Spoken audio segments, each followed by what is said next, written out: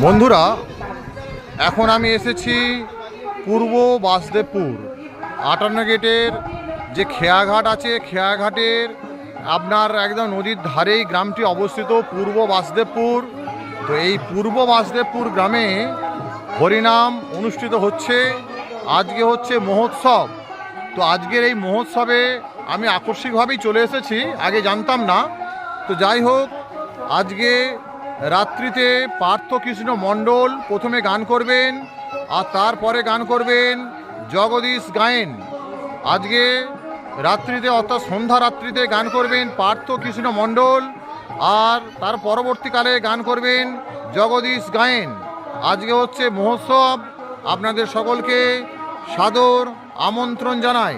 সেই সঙ্গে জানাই আজকে আমি এই অনুষ্ঠানের লাইভ ভিডিও রাত্রিতে ছাড়ব, আপনারা অবশ্যই দেখবেন।